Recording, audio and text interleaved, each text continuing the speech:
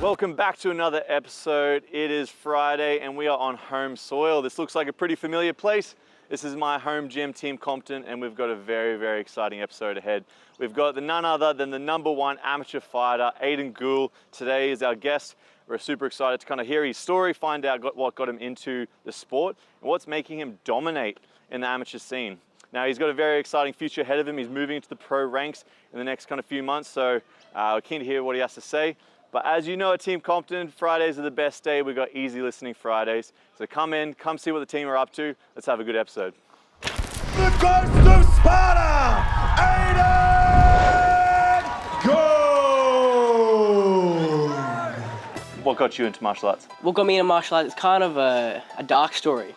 Aiden's an anomaly in so many ways, but he's also a product of modern day MMA at the same time. He's not your average 19-year-old. He understands every single part of what goes into building a champion because he's seen it from a young age. He just oozes confidence. He's just out here aura farming, man. And then I made the move to Compton and I met Don Marfan and I was like, I like wrestling. And then yeah, here we are, #1 ranked. I just know to myself that I can get through hard times, you know? How has MMA done that for you? Rounds of Tom Knowles. This sport, in my opinion, is the hardest sport in the world. I've cried so many times after sparring. That's the realest answer I've had so far. It's like a UFC belt. That's what I want. You're gonna be seeing my name everywhere. I really believe that. My one weakness. This is gonna be an interesting day.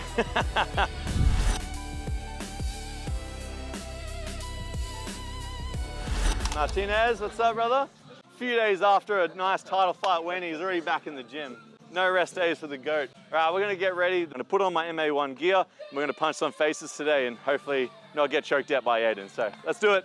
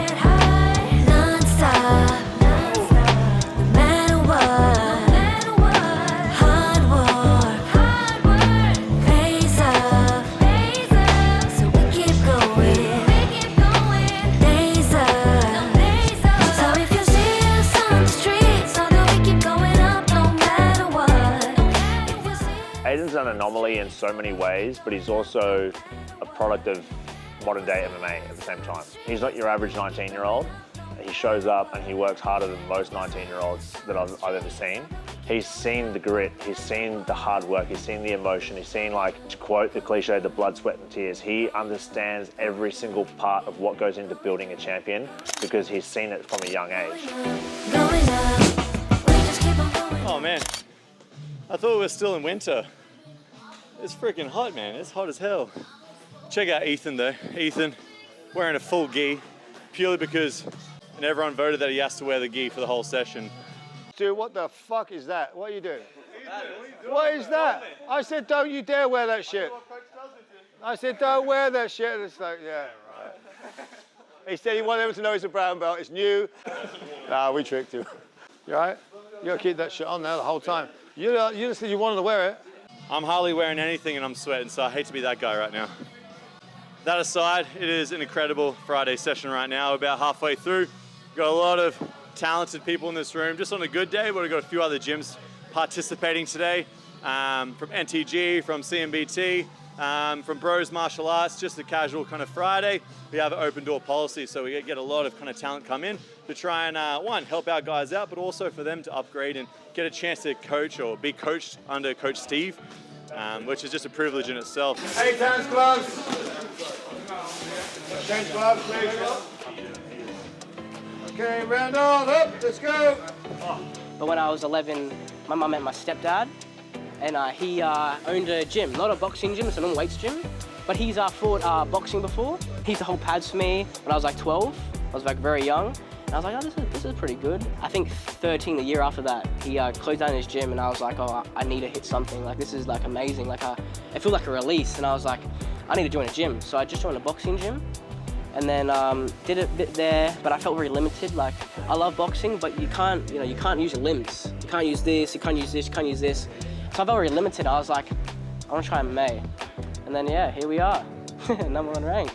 After I had my last Muay Thai fight, and then I actually lost, and I was like, I think I need to make the move to a more, high-level gym. And then I found Team Compton, and I made the move. And From my memory, you were just a child, bro. I still like see you just like, how old were you when you joined? I was 15. I'm 19 now. There's a whole new generation of young MMA fighter coming through that have also grown up in the gym. And I think the level of amateurs now versus what they were 10 years ago, the B-class amateurs are probably functioning at the same level as the A-class pros were. And then the A-class pros are obviously working at another level. Again, I think this year alone, we have 4 guys on Contender Series. We had 5, maybe 6 guys from the region, Australia and New Zealand, on Road to UFC. So there are so many avenues to get into the UFC now. But having said that, there's also a lot more fighters. I remember a point when there was probably 5 lightweights in this country. Now there's a full amateur roster and a full professional roster, you know? There's one thing getting to the UFC, there's another thing being successful when you get there. A UFC belt, that's what I want. Like, that's all I care, like, obviously all I care about. But like, besides that, like, family comes first, you know what I mean? And that's what I want to do. Just help my mom, help my siblings. I want to be like the man of the house, you know what I mean? That's what I've always wanted to be. Just being able to provide for my family, and that's the goal, eh? You joined martial arts similar age to me. I was 14. Yeah. I joined because my brother was doing it, and I looked up to my brother, and I wanted to do whatever he was doing. So I was like, this is what I want to do now. Yeah. What got you into martial arts? What got me into martial arts is kind of a dark story. So my mum had 2 kids at the age of 19, stuck in relationships that were abusive. So like, I'd have to like sit there and like watch my mum like get beaten up like pretty bad, like put in hospital, like choked unconscious. So as a kid, I'd like look and I'd be like, I couldn't stand it. And I was like, if that situation ever happens again, like someone tries to attack my mum, I'm able to stop it now. You know what I mean? So that was actually like the real start point for me. Like getting and just like seeing that happen, and I just couldn't like just live with the fact knowing that I couldn't help my mum. So I had to be like a protector. You know what I mean? Like just man up, because I was like, no, I was the man of the house. Like the guy doing that, he wasn't a man. Like that's not a manly thing to do. So that's what really got me into martial arts. Everyone always says whether you are a fan of our team or not, no matter what happens, you know you're getting an exciting fight. You know, and that is again a testament to the work that the team puts in, day out. I mean, there's every single day somebody in this team, I guarantee, although no one will ever voice it because it's just not what you do as an athlete, that shows up here and goes, I really don't want to do this today. I guarantee there's the guys that fight at the top level all the way down to like the first, second fight amateurs. There's always at least 1 or 2 sessions a week where you're like, I just don't want to do this today. But because of the culture that we have, everybody shows up, and no matter how tired and sore and sorry and over it we are, the moment you step in here, the energy in the room lifts you, and it turns out to be one of the best sessions that you've done for the week. And as a result of that, that carries over into fight night, and then we fight the same way. I mean, not that we don't ever want to fight, but the way that we fight is exciting. We put it on the line, we get after it, and we put on a show. Win, lose or draw, everyone is on their feet at the end of the fight. Very good, very good. What do you think of the session? It's pretty good. Busy today. Yeah, it was actually because we had a couple guys from CMBT down, and we got NTG, Run, Dang, Bros. Bros. We got a whole community down here. It's a good session. End of the first week of camp for Eternal 100. Are you booked? I'm booked, yeah. I didn't even know that. You didn't know that? No. Yeah, I'm versing Dominic Aston. Yeah, nice. Yeah, so I'm excited for that. I'm the first number 1 ranked, he's number 2. Ooh. Yeah, so number 1, number 2, banging it out. Yeah. That's a pretty cool fight. It's a good fight. We'll be the featured prelim for sure. Yeah, I'll have to check that out. Yeah, 100%. He's pretty good, man. 7-1. comparing some of your fights to some of the sparring rounds you've had in the gym, even like today, some of the guys you have to kind of spar. Yeah. Like, what do you reckon? Some sparring rounds been harder? Oh, it's crazy, man. Like having to like spar like pros with like 9-1 record, like Tom or like Ethan or like you or like Johnny or Dom. The list goes on.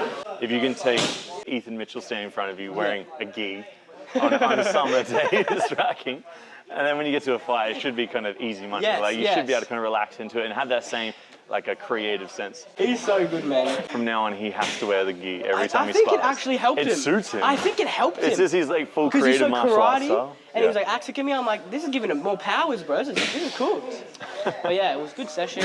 30 minutes of 16s, 30 minutes of 7-ounce gloves with MMA. Yep. It was good. I like that little mix, you know? If you just train 16-ounce gloves, man, when you fight in the cage like properly, it's a lot different game. Yeah. Having those falls on and no shin pads, Yep. it's huge difference. So I love it when like we chuck the 7s on and do rounds of 7s. Yeah, it's good when we do those rounds because it's a different dynamic, 100%. especially coming from a striking background. You can't hide behind your gloves. No. I think we should do some grappling today. What do you reckon? Yeah, I want to do some grappling. Yeah. Yeah, you can teach me a thing or two. Yeah, I got a little sweep I can teach you. My personal favourite sweep. Being a featherweight in a room like this, you do end up on bottom a bit. you do have to find some little tricky sweeps. All right. So yeah, I've got a little octopus guard sweep I want to teach. Cool. All right. Well, how about you teach me a bit of that, and we get to hear about your story a little bit more. Okay. Sweet. And kind of what the future holds for you. Sweet. Cool. All right. Sweet. Oh. Thank you. Let's get into it. Lewis.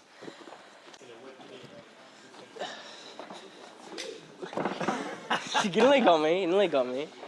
All right, my friend. You are a wizard on the ground in the cage.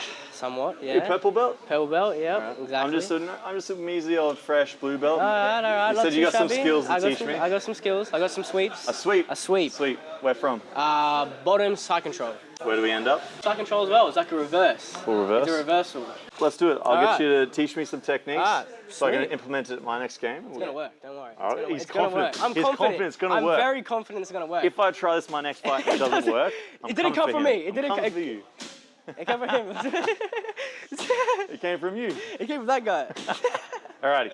That's it. What do you need? So, jump up on the top side control. Cool. Yep. So he starts with the cross face. This can be very annoying for MMA because he starts putting pressure. I'm kind of stuck. So I've got to get my forearm and I'm going to dig it, kind of like a little wedge in his armpit. I'm going to shoot up and I'm going to clear his arm off my face. Now, I'm going to raise my height to be higher than his head. I'm going to push over to that direction, which is going to cause him to push back into me.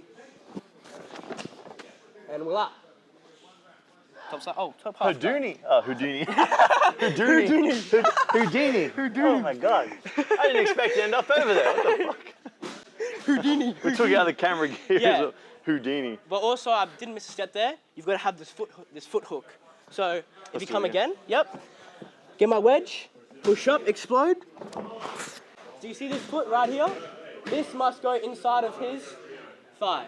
So as I push in, I'm going to use it as a lever. Then I can half guard. And then I like to get my forearm, put it on their face so they can't move. And then boom, and I can go pro. Left arm, cause a wedge, push up, put him in the dead space, head height, foot hook, grab his lap, and I'm gonna push this way, he's gonna push his way, and up in top half guard, frame on the throat, keep that arm controlled, boom, back to the frame. Don my fan style. I think octopus guard is actually a very underrated position. I'm surprised, like, the whole MMA scene hasn't been using it that much. Like, it is a really powerful position, especially if you've got like a heavy wrestler on top of you who likes to pressure down. You use their pressure to reverse themselves, you know? Yep. So I really do like the sweep, you know? Good, and if they build up and try and disengage to get the ground and pound, well, it gives you the escape Exactly. anyway, right? Give you the escape and you stand back up, yeah. And it's like, if you're a striker and a grappler, you're good at both. It's best of both worlds, you know? All right, give me a go. All right. It's so easy. Let's see it. Okay. All right, clear the frame. Perfect. Up, under the armpit. Yep, under the armpit. Nice. Good. Nice. Yes, head good. height. Building head height. Foot Get hook. the inside line. I'm pushing pushing in. to me. I'm like, no. And I'm rolling over my back, right? Yes. That's sick. Now you say you like to go frame on the neck. Yeah, frame on the head, then elbow. The release, Elbow. elbow. Boom. Watch out, this blue belt is upgraded. I definitely recommend trying it on your friends. There's no simple path. There's no like exact formula that gets you signed. The fact that we've got a culture in this country where people are willing, for the most part, willing to step up and fight each other and challenge themselves and build their careers on promotions like Eternal. My friend, I think it's time to have a bit of a wrestle. A wrestle? How many weight divisions in between us? So I'm a featherweight. Enough, So- there's too many. Lightweight, welterweight, middleweight. And I'm Tell also me. light heavyweight. Prepared to fall on my shield right now. No, for the sense no. of You're a blue content. belt now. I So am you're the blue upgraded, belt and I've now. got a new sweep. And he's got a new sweep. I might even get swept using my own sweep, you know what I mean? Let's do it, let's do it.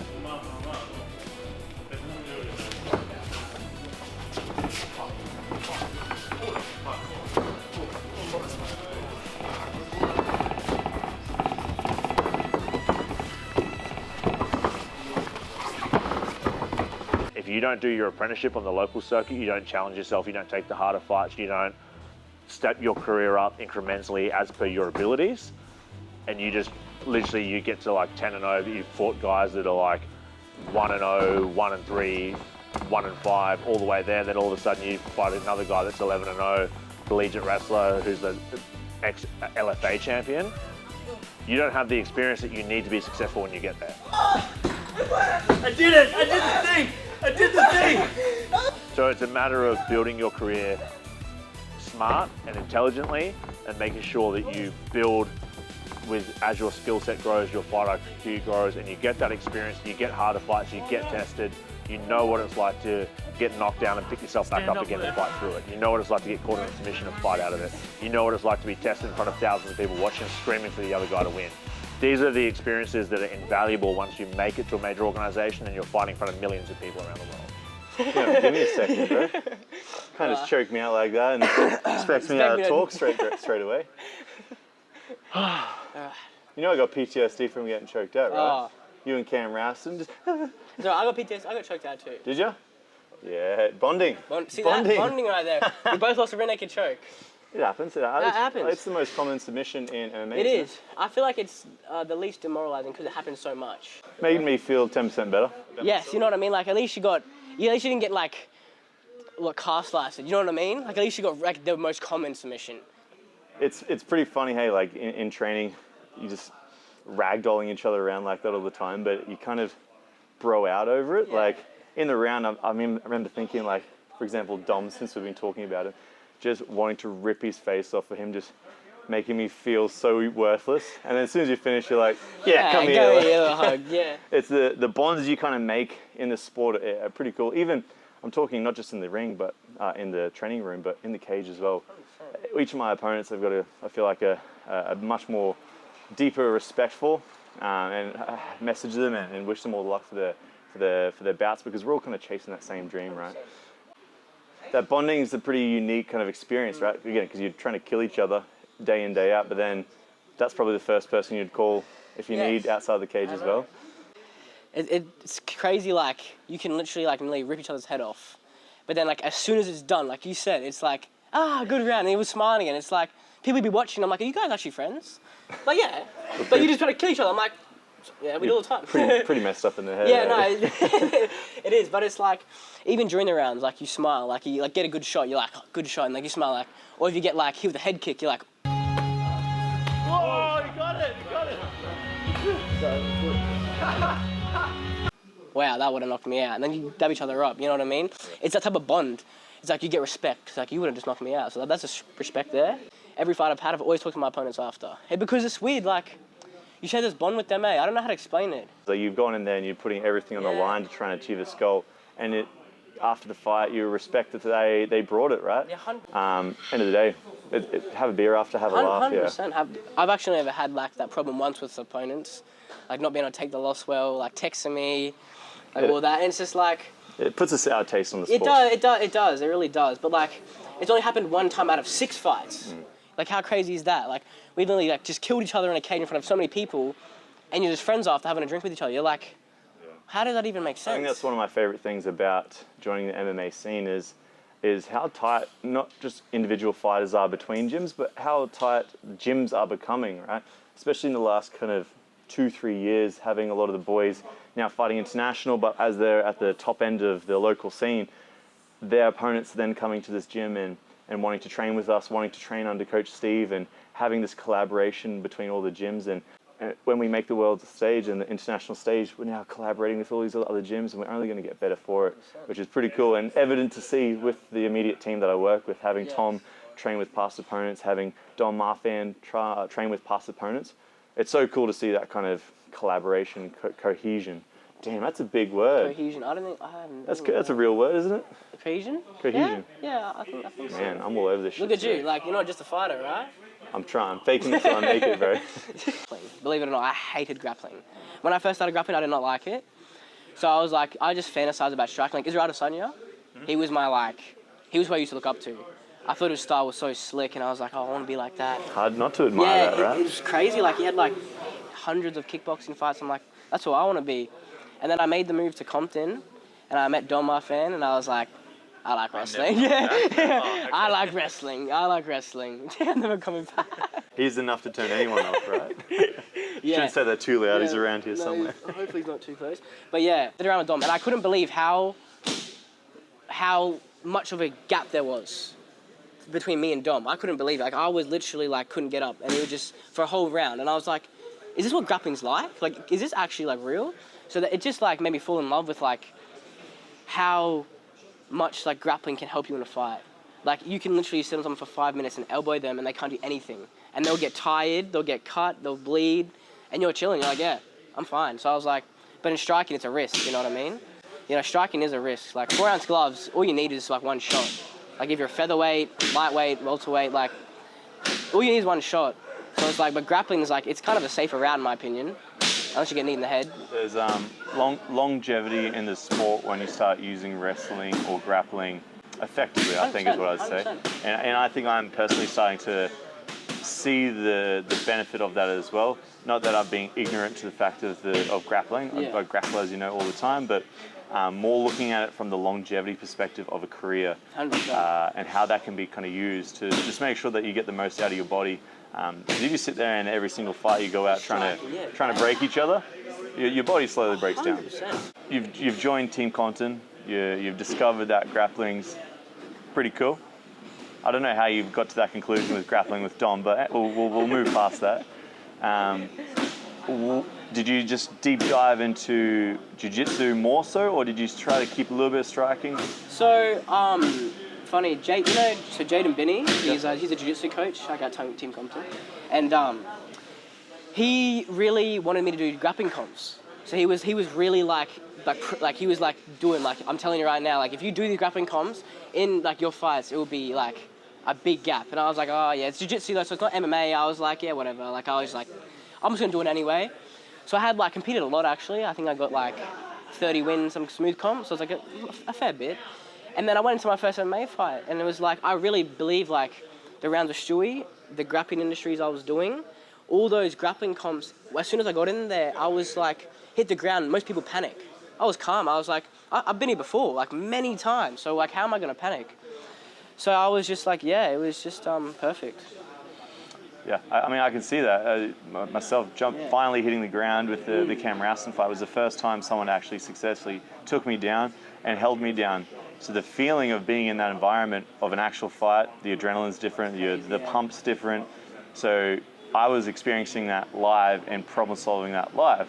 But you've already kind of had that experience in your amateur career. So is that something you recommend for people kind of jumping in, like, are you saying rush into it, don't rush into it, broaden your horizons? What would you... No, don't rush into it, don't rush into it.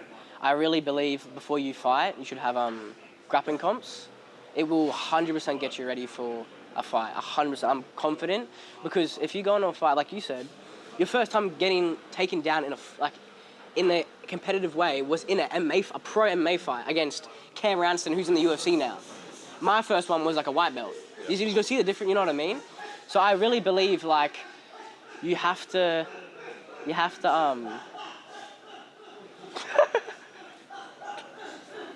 Where's that coming from? I'm not even sure. It's funny. I really hope that's in the audio. Oh yeah, look back in. You're chatting about Grappling industries? Yeah.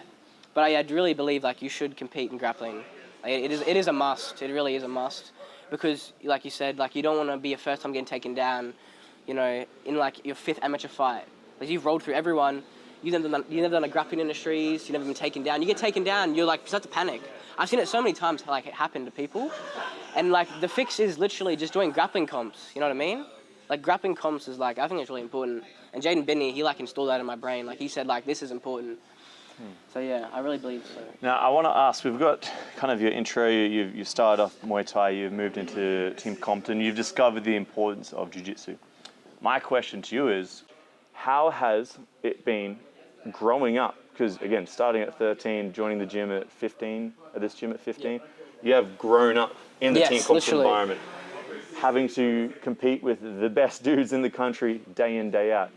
What challenges has that brought to you, but how has that also molded you to how you are, who you are as a fighter today? Well, challenges is like having to deal with like post-sparring depression, you know what I'm saying? Like I've cried so many times after sparring. That's the realest answer I've had so far. It's like depression, sparring is a real thing. Like I could not even name on my hands how many times I've cried after sparring. Literally, like, obviously being a kid as well, when I was like, because I was always sparring 19. adults. Yeah. Oh, but when I was 15, like when I first joined, like having to spar like you know, the international boys, like being like 15, it was like a big daunting thing for me. You like all looked after me. Like you didn't like beat me up and like didn't bash me, but I thought you were because you were like all this big bag, it's a scary team. And I came in and I'm like, you all cracking jokes and I'm like, this is actually like, this is fun. I'm not getting like bashed. I like this. When I first joined here, you should have seen like, when I used to get flossed, I used to go, just big swing overhands. Yep. But now as like, I started to get a bit older and like, started to get like, you know, used to that pressure and like, I've been so much more composed, you know what I mean? Like when they're throwing that big shots, it's block, I'm back in. You know, I'm breathing, you know what I mean? But it used to be like, block, big right hand. A lot of that maturity can come from not just sparring and training alongside these guys, but actually watching how they train as well. I don't know about yourself, but I pick up a lot of small, refined details that make a huge difference just by watching how people train and like their movements and just calculating, that's completely different how I'm viewing it when I'm in the round itself. So it's quite fascinating to see that. And over the last few years, you do hold your own in the gym with such a high level, and I think that's evident in your record as an amateur.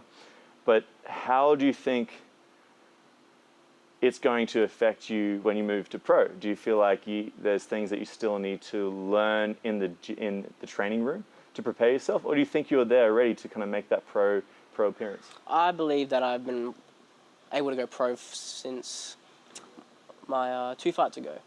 I strongly believe, like, just based off my rounds in here, my performances out in the fight night, I was like, my debut was against a black belt. You know what I mean? Like, like, who can say they debuted against a black belt at like 18? He was 33, I was 18. Like, who can say that? Not many people can say that. And the reason I was confident in taking that fight is because of who I was training with in here. Like Stuart Nickel, my main training partner. But it's like, back to like picking off sparring, like you and Johnny Fraser, like when I'm watching you guys, I'm like, you don't see it, but I'm like writing down notes in my head. I'm like, how did he just do that? How did he do that? Or like Elliot and Tom, when they do rounds, I'm like sitting there, I'm like, how can I implement this in my game? Like in you and Johnny Fraser's rounds are crazy, man. Like you might not know it just because like you're so used to it, but it's like, watching you guys spar is like, it's insane, bro. Like just the little details you do, they make a massive difference. A lot of heavy breathing. That's just all I remember from the rounds. A lot of heavy breathing and a sore head afterwards. That's fair. Yeah, I mean, that's Johnny for you, right? So you think 2 fights ago you could have comfortably made your way into the pro division? And look, I can back that statement. Yeah. I think there's a big difference between being ready for the pro division and being mature enough for the pro division as well. And I've spoken to you about this before, or mentioned it to you before. If I was in your position at 19 years old and having the dramatic rise to success that you've had, I personally don't think I would have been able to handle it. Because I don't think I was mature enough to take on the success, to know what to do with it and continue applying myself to improve. I think everything happens for a reason. I started my career later in life after I had to learn a few hard lessons, and I was mature enough to then do what I have done in the last kind of 2 years. But if this was roles reversed, I don't think I'd be able to handle the rise that you've had. So I'm saying this to commend you on what you're doing and to keep kind of rising at the rate that you are. Even though you are number one as an amateur, your next fight is against the number two. So you're taking the hard fights. You're ready to go pro. I see an exciting kind of pro career for you. With hard challenges, with things that you've never faced before. But I think the maturity of yourself, because you're in this room with such high-level guys, and you've come through the ranks at a younger age and had such a good mentality from the get-go, right? You joined for a right reason. You trained to be better for yourself, not to be a fighter immediately. A lot of people join and fight 6 months later. It was quite a while before you had your first MMA fight, right? I think that alone is a big testament to where your success is going to come from, and I'm looking forward to that. This is going to lead me into my next question. What does the future of Aiden Gould look like in the next year, next 2 years? In the next 2 years, where do you see Aiden Gould sitting? The next 2 years? Next 2 years. Well, I think next year, if all goes well, obviously, make my pro debut. You know, like many people kind of say, like, oh, don't rush it, like all this, like you're not very, like, you know, like physically matured. You know, I'm not a very, like, I don't got a beard at 19. You know, there's people out there with massive beards and like massive muscles at like featherweight. Or lose their hair. Yeah, lose their hair. Sorry. It's all right. It's all right. Thank you. It's all right. Thank you. My hair will go one day as well. You got more hair than I've ever had, man. Yeah. Anyway, continue. I will be, so this time next year, I believe that I'll be a 2-0 pro. I truly believe that, and I reckon that I'll be having a fight next year in November and 3-0. You know, and I really believe that this next 2 years are going to be massive years for me. All I have to do is stay grounded, not let my wins get to my head, keep showing up, keep putting the work, and actually put in more work. You know, professional is a big step up. You know, people don't talk about, I've been thinking about like amateur to pro. The fact you didn't even have an amateur career is crazy to me. That is bizarre. Like me, like thinking in my head, going pro, it's a big mental step. Like fights matter a lot when you're pro, you know what I mean? So I think like the fact that you've only had pro fights is bizarre to me, man. That's crazy work. Like I can't believe that. And like how well you're doing as well. Just messed up in the head. You've messed up in the head. I mean, so am I. So it works. Dare to dream. Dare to dream. But yeah, I truly believe this next 2 years you're gonna be seeing my name everywhere. I really believe that. I reckon the UFC will be pretty close by then. 21. I reckon I'll definitely be in the UFC. I think you're on the right track as well, and hit a few good points there about the mentality going into pro as well. And not having that rushed approach, especially in professional. Like a lot of things can not go your way when they should, but you're surrounded by a good team. You've started from the get-go with a good mentality into it. So that kind of really, really excites me. And then to wrap this up, man, I really want to ask, especially since you started at 13 years old in martial arts world, what would you say to someone that would love to join martial arts? The things that they should do or look forward to in the journey of martial arts? Well, the first tip I'm going to give you, it is not as scary as you think. So many of my friends, I'm like trying to convince, oh, come train for a session. It's like they just like nod their head like in a scared fashion. I'm like, it's not scary. I know it might seem scary at first, like people punching each other up. To the normal person, that is scary. Like honestly, it is. But when you get in here and you get around the boys and you get in the community, you're like, this doesn't even feel like I'm fighting. Or like, this doesn't even feel like a fight. This is like a social club, you know what I mean? It's weird, eh? The hardest part is joining, in my opinion. Once you're here, you've already like gotten past the hard step. You know what I mean? Like the hardest part is actually just doing your first session and just showing up. Because once you get rid of that, you know, it's easy. You know, it's not easy, obviously. It's always going to be hard. But it's easier than the first time, you know what I mean? And that's what I've got to say, you know, to people joining. Just join. It's not as scary as you think. And I'm guaranteed a good time, you know, guaranteed. Until you start grappling and get manhandled by a 14-year-old as a 25-year-old. Can confirm. I've been strangled out by Aiden many times, and it's very humbling. But it depends which side you're on. So, mate, thank you so much for your time. You got an awesome story, great future ahead of you, and you're clear evidence of the push in Australian combat sports that from a young age and going through that system with a really good head, really good purpose has lots of benefits and lots of positive things to come from it. So exciting future for the Australian MMA scene when we've got the likes of you to look forward to on the international scene. Yes, very exciting. Awesome, man. Thanks so much for your time. Thank you. Make some noise for Kim Tran! Are you just a little bit crazy? I'm fucking tapped in the head. Simply walked into an MMA gym and then just like never looked back, really. Just became obsessed with it.